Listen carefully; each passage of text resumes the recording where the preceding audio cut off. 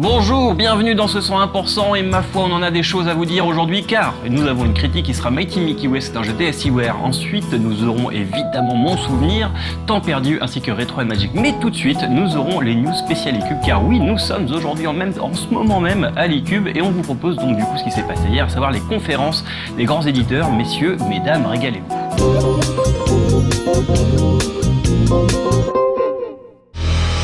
Vous le savez certainement, les premières conférences de l'eCube 2011 se sont déroulées hier à LA, de 18h à 4h du matin, heure française. Bien sûr, dès demain, Thierry reviendra en détail sur l'ensemble de ces conférences, mais certains moments furent tellement bons que nous ne pouvons pas attendre pour vous en parler. L'annonce de l'arrivée de Minecraft sur le Xbox Live en fait partie. Personne ne s'attendait à ce que la bombe de la scène indépendante arrive sur console, et encore moins sur Kinect. Oui, le titre de Notch sera compatible avec le dernier accessoire de Microsoft. Accessoire qui fut largement mis en avant durant cette conférence, avec un Fable sous forme de rail shooter. They are coming. You must help me. Du côté des jeux destinés aux core gamers, mis à part les titres classés 18+, comme Modern Warfare 3 ou Tomb Raider, dont nous vous parlerons prochainement, il y avait bien évidemment Halo 4, dont le premier teaser vient d'être diffusé, officialisant par la même occasion une nouvelle trilogie des aventures du Master Chief. Quelques heures plus tard, c'était au tour d'Electronic Arts de nous faire rêver, misant énormément sur ses jeux 18+, comme Battlefield 3 ou Mass Effect 3. L'éditeur a également accordé une large place aux jeux de sport comme SSX ou Madden. La seule grosse surprise de cette conférence fut l'annonce d'un titre multiplateforme par Insomniac Games, les créateurs de Ratchet & Clank. Ça s'appelle Overstrike et ça sortira en 2012. Nous n'avons pas d'autres informations pour le moment, mais au moins, on a un joli teaser.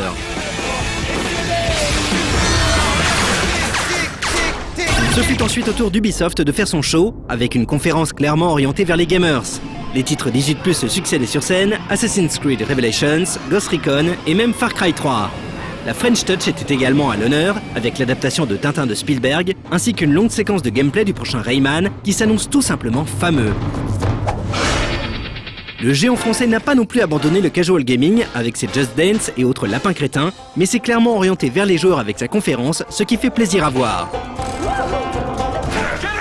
On finit avec la conférence Sony, qui est loin de nous avoir convaincus. Elle avait pourtant commencé sur les chapeaux de roue, avec de nouvelles séquences de gameplay d'Uncharted 3. Mais bien vite, les annonces manquaient, beaucoup de blabla autour du PSN, peu de nouveaux jeux. On se contentera de l'annonce d'un nouveau Sly Raccoon prévu pour 2012.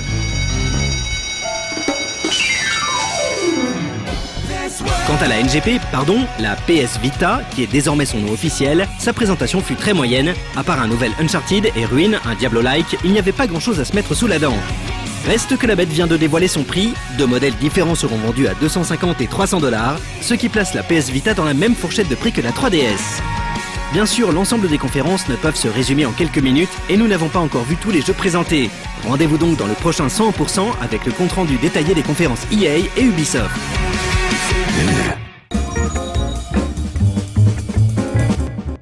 Non, nous ne sommes absolument pas jaloux, je ne vois pas le problème. Et du coup, moi je préfère regarder les critiques de No Life sur Mighty Milky Way, par exemple. Parce que franchement, Los Angeles, c'est un peu surfait.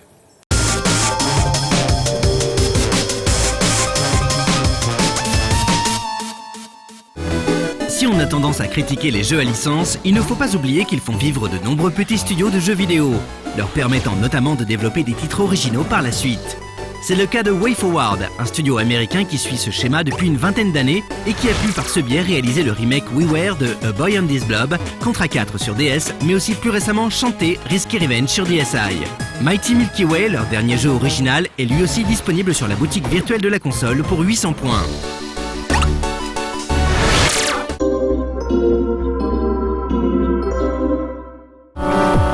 Dans la lignée de Mighty Flip Champ et Shantae, le personnage principal du jeu est une héroïne. Cette fois-ci, c'est une extraterrestre toute verte nommée Luna qui parle un français un peu bizarre. Et maintenant, la futilité. Elle possède un bâton qui lui permet de créer des planètes, mais aussi de les détruire. Le scénario, on se balade et on se bat contre un méca T-Rex de l'espace qui jette des lasers qui détruisent tout avec ses yeux. C'est suffisant, non ? Je ressens quelque chose actuellement.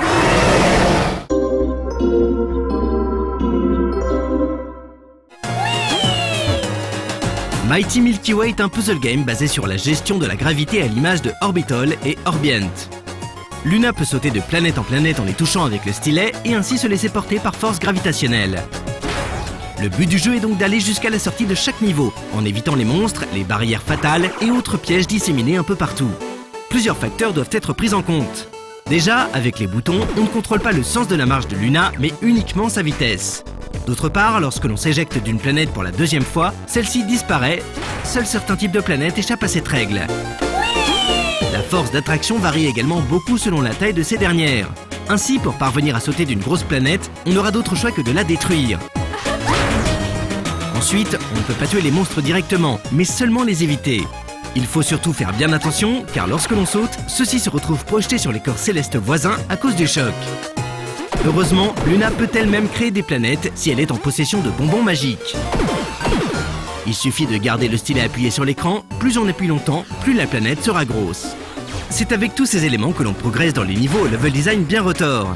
Le jeu demande d'être patient, d'avoir le bon timing et surtout de ne pas avoir peur de recommencer le même niveau de nombreuses fois avant de comprendre comment atteindre la sortie.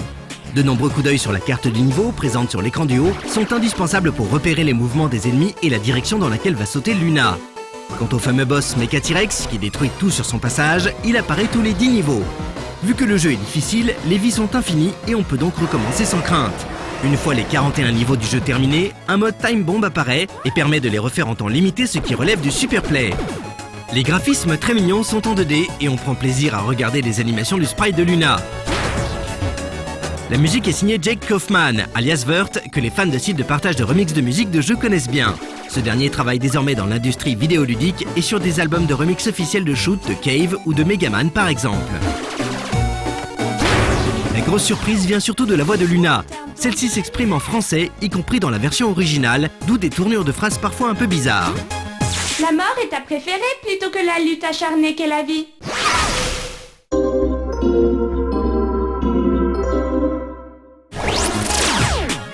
Mon moteur tourne sur la misère. Avec ses graphismes mignons, une prise en main aisée, des contrôles adaptés pour les gauchers et droitiers, et son level design bien pensé, Mighty Milky Way a de quoi séduire de nombreux joueurs. Sous ses airs de jeu pour petites filles, il s'agit bien d'un titre à l'ancienne où la progression se fait au prix de très nombreux échecs, décourageant ainsi les joueurs les moins patients. Une valeur sûre de la DSi pour peu que l'on aime les challenges bien corsés. Ma mort est-elle de toute beauté?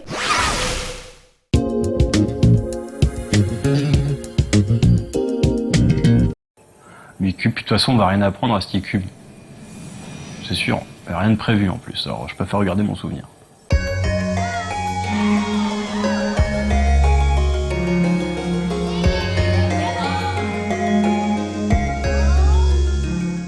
私あまりゲームはやる方じゃないんですけど、私の兄がいて、家にいろんなゲームがあったので、兄のをよく一緒にっていうか真似してやってて、結構印象に残ってるのがかまいたちの夜っていうゲームで。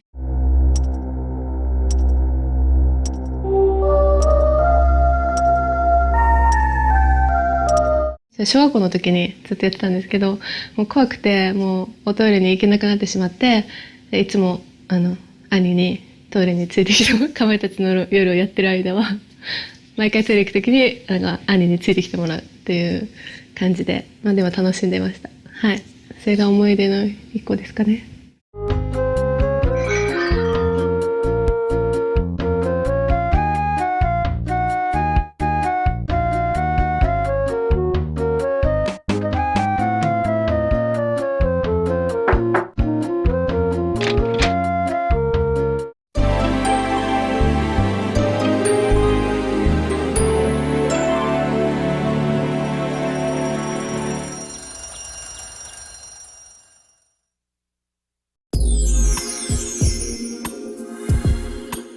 Il y en a des plateaux à faire, hein, dis donc. Tout ça pendant que l'e-cube se déroule. Moi, j'ai pas encore vu les news, mais si ça se trouve, tout est tombé là sur le projet café, machin, Nintendo, la nouvelle PSP. Bonjour, vous n'avez pas gagné un sou l'année dernière, mais finalement on s'en moque, vous devrez quand même sortir la moitié de ce qu'il vous reste par mois, jusqu'à ce que l'administration daigne enfin se pencher sur votre cas. Mais alors que faire durant vos heures supplémentaires ?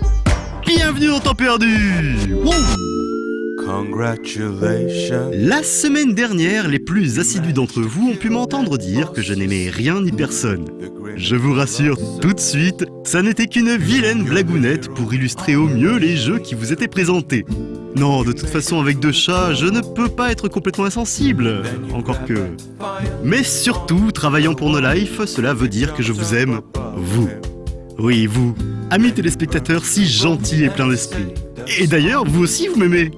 Enfin, plus précisément, mes 21 amis virtuels de la toile qui ont cliqué sur mon lien pour le fantastique Mini Troopers de ma chaîne Twin, eux, ils m'aiment. Car en effet, grâce à eux, me voilà aux commandes d'un commando de choc avec lequel je ratiboise à tout va et gagne ainsi de précieux crédits qui me permettent d'améliorer mes hargneux petits combattants. Et je vous invite d'ailleurs à faire de même. Ceux qui avaient eu le bon goût de s'adonner aux joies frappantes de la brute y trouveront de nouveau de quoi assouvir leurs pulsions meurtrières. Dans Mini Troopers, donc, on doit gérer sa petite armée pour l'envoyer accomplir des missions d'infiltration, d'extermination et d'autres qualifiées d'épiques au cours desquelles j'ai même pu croiser un char une fois. Si, je vous jure. Mais surtout, on peut envoyer nos vaillants soldats cogner sur les armées de nos petits camarades. Et là, ça fait plaisir de voir que l'on est beaucoup plus fort qu'eux. Contrairement à la brute, vous pourrez ici customiser un peu vos troupes en choisissant leur formation, mais aussi en décidant quelles seront leurs armes préférées, leur cible idéale, ou encore leur comportement. Attention, ça n'est pas qu'un gadget, vos choix influeront réellement sur le sort de la bataille. Alors oui, le nombre de combats par jour est limité, mais encore une fois, l'intérêt se trouve sur la longueur. Il faut jouer tous les jours afin de gagner des crédits, améliorer sa bleusaille et ainsi espérer parvenir au sommet. Bref, indispensable. Je suis sûr que vous avez aimé The Game. Cette espèce de truc incroyable et surtout improbable, où il ne s'agissait que de sauter dans le vide. Et forcément, je suis aussi persuadé que vous avez adoré Replaying the Game, qui était la même chose que le précédent, mais encore plus barré. Eh bien, voici venir Reimagine the Game, qui est, juste plus mieux. Alors bien que ce soit déjà très drôle comme ça, je précise qu'il faudra avoir une solide culture geek pour bien comprendre toutes les finesses ici dévoilées. Mais bon, en même temps, si vous regardez cette émission, ça devrait aller. Mais revenons à nos moutons, voire même à notre gameplay qui est ici assez sommaire, vu qu'après tout, finalement, le but, c'est de se prendre une bonne tranche de rigolade politiquement pas super correcte et de revisiter les abîmes de la bêtise humaine. Bref, indispensable. Bon, deux jeux indispensables à la suite et je suis sûr que vous attendez avec impatience l'ignoble bouse qui rétablira la balance. Eh bien en fait, pas du tout. D'ailleurs, j'aurais pu vous faire des blagues interminables sur un truc avec des chevaux qui rapportent plein d'argent à notre bonne vieille France. J'aurais pu aussi faire une intro trop kikoulol qui n'avait rien à voir avec le bourrin. Mais pour une fois, je vais fermer ma gueule et vous laisser profiter du spectacle. Je vous préviens tout de suite, c'est un peu long. さあ最終コーナー先頭セーラームーンムン2番手メイドモエモエ外からバージンフライトもキャリーケースを引っ張りながら食らいついてくるナースとアゲハやや疲れたか新橋ルドルフから変ナーセ最後の直線先頭セーラームーンムン外からバージンフライトがビュンビュン来ているぞとキャリーケースを落としたアテンションプリーズ2番手はメイドモエモエさあトップはセーラームーンムン外からナース来た新橋を背負っている9冠ですさらに後ろからバージンフライト機内食の時間これはディナーか朝食か日付変更線に聞いてくれパスポートプリーズ Alors j'espère que comme moi vous vous êtes dit mais qu'est-ce que c'est que ce truc, que vous avez un peu sauté au plafond, ou surtout que vous avez parié sur le bon cheval. Commençons par quelques petites précisions. Tout d'abord, Japan World Cup 3 est une vraie production officielle pour la JRA, la Japan Racing Association. Ce qui prouve déjà que là-bas, même si c'est sérieux, ça n'empêche pas de déconner un bon coup. Ensuite, sachez que jusqu'à fin juin, les Japonais qui trouveront les premiers chevaux de chaque course peuvent gagner au minimum 200 000 yens, ce qui prouve que là-bas, on peut déconner tout en restant sérieux. Et comme tout le monde n'est pas forcément bilingue, je vais tenter de vous expliquer le fonctionnement. Ici à gauche, c'est le vrai jeu avec 5 courses à la suite.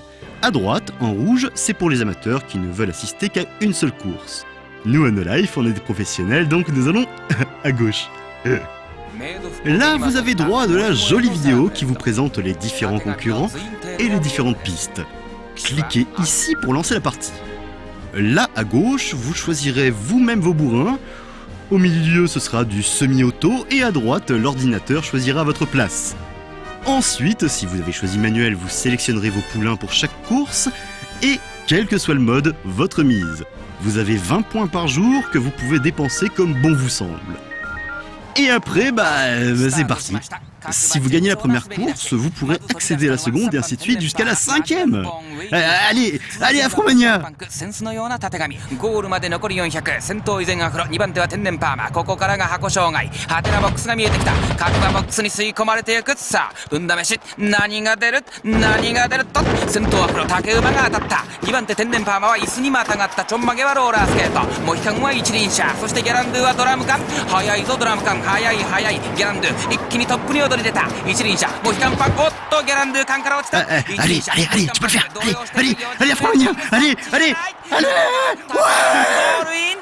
Si vous êtes fan de Maid Moe Moe, de Kulo Blockoli et Aliboté Philomone, et d'autres noms et expressions improbables à la japonaise, ou si tout simplement vous comptez griller une journée entière d'heures supplémentaires pour gagner, ou même juste pour le plaisir de voir des courses incroyables, précipitez-vous sur Japan World Cup 3.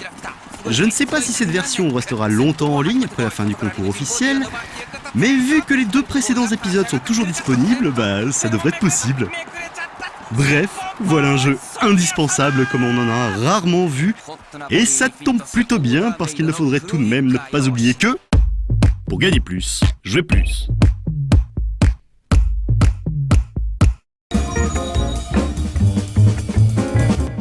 Non, mais je crois que ça tiendra pas. Il faut que je trouve absolument autre chose pour montrer à quel point je regrette de ne pas être allé aux États-Unis. Ça tiendra pas. Bon, Retro and Magic cette fois-ci pour le coup.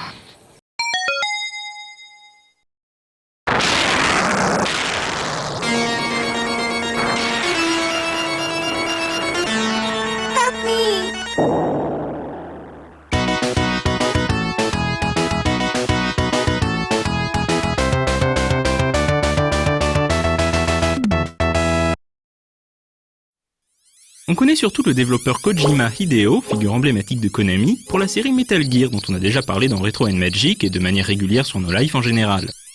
Mais il a également un goût certain pour le jeu d'aventure à tendance cinématographique. C'est ainsi qu'en 1988, juste après la sortie du tout premier Metal Gear, Kojima écrit et dirige une aventure devenue culte, Snatcher.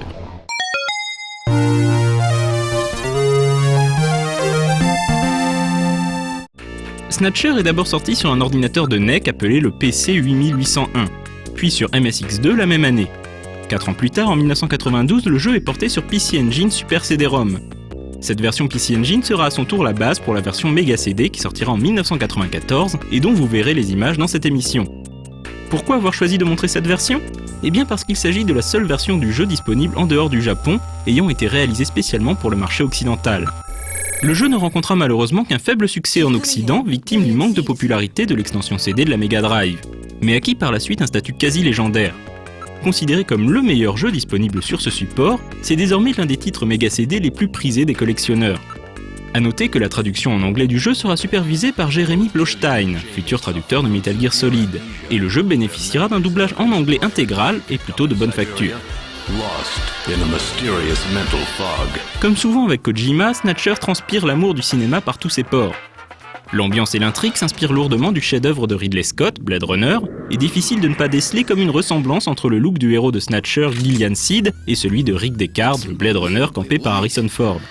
Mais l'histoire de Snatcher emprunte également à la saga Terminator et à l'invasion des profanateurs de sépulture, classique de la SF parano des années 50, dont le titre original est bien entendu Invasion of the Body Snatchers.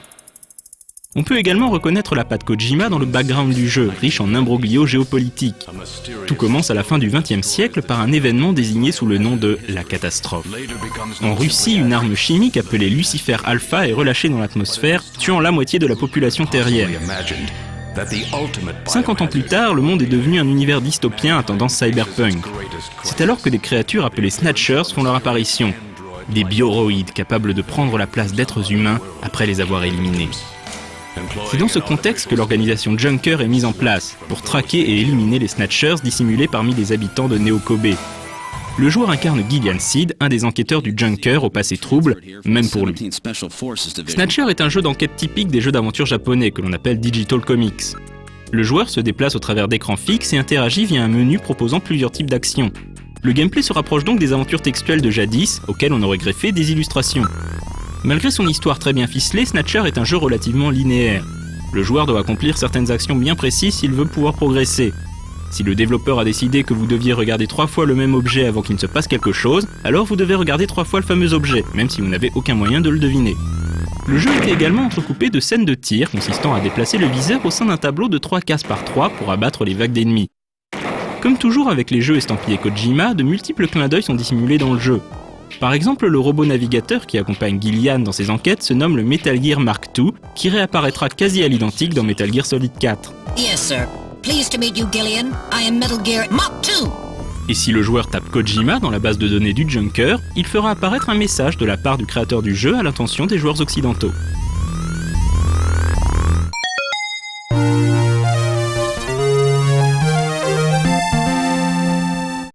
Deux ans après la sortie du Snatcher original sur ordinateur, Kojima produit un spin-off étonnant à son jeu, Super Deformed Snatcher.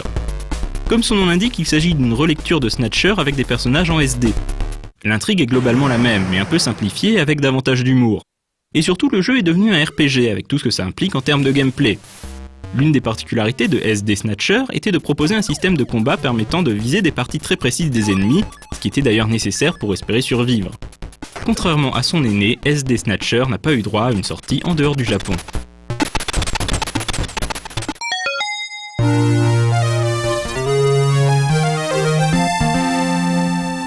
L'année même de la sortie de Snatcher sur Mega CD, sa suite spirituelle, Police Notes, sort sur PC 98, descendant du PC 88.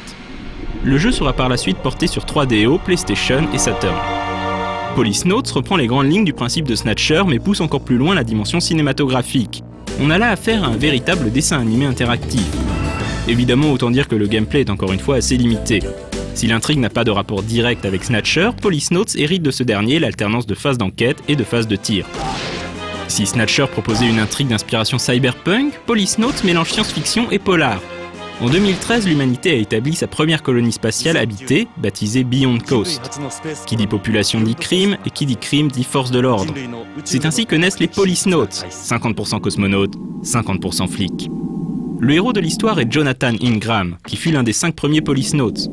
Suite à une malveillance, Jonathan se retrouva à dériver dans l'espace, sauvé par les systèmes de survie de sa combinaison spatiale qui le placent en sommeil cryogénique. Miraculeusement sauvé 25 ans plus tard, Jonathan découvre un monde qu'il ne reconnaît plus. Pour commencer, sa femme Lauren s'est remariée avec un autre homme. Jonathan se retrouve à faire le détective privé dans le quartier miteux de Hall, Los Angeles. Respectant les canons du film noir, tout commence avec l'irruption d'une femme dans le bureau de Jonathan pour lui proposer une enquête. Il s'agit de Lauren elle-même, qui a vieilli de 25 ans alors que Jonathan n'a pas pris une ride. Elle lui demande d'enquêter sur la disparition mystérieuse de son nouveau mari, Ojo Kenzo. Lorsque Lauren est assassinée devant ses yeux par un mystérieux homme en noir, Jonathan oublie son manque d'enthousiasme et décide de retourner sur Beyond Coast pour tirer cette affaire au clair. Une fois de plus, références filmiques et clins d'œil ludiques sont légion dans Police Notes. Ainsi, le héros ressemble quelque peu à Mel Gibson, époque L'Arme Fatale, et son ancien meilleur ami est un flic noir au faux air de Danny Glover. Le personnage de Meryl Silverberg fait également sa première apparition dans Police Notes. Kojima n'hésitera pas à recycler la demoiselle dans Metal Gear Solid 4 ans plus tard. A noter que déjà dans Police Notes, Meryl est issue d'une unité nommée Foxhound.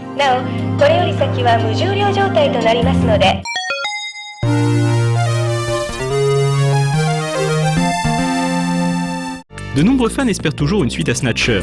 Kojima et un autre game designer de légende, Suda Goichi, travailleraient ensemble sur un mystérieux Project S qui serait lié à cet univers. On attend désormais de voir concrètement ce que cela va donner.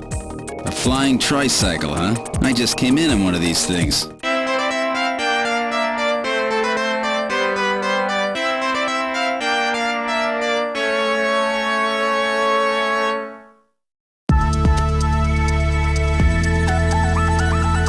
Ouais, non, ça non plus ça va pas marcher. Putain, bah merde, décidément je suis même pas l'e-cube et je vais être obligé de rester sur cette terre en plus.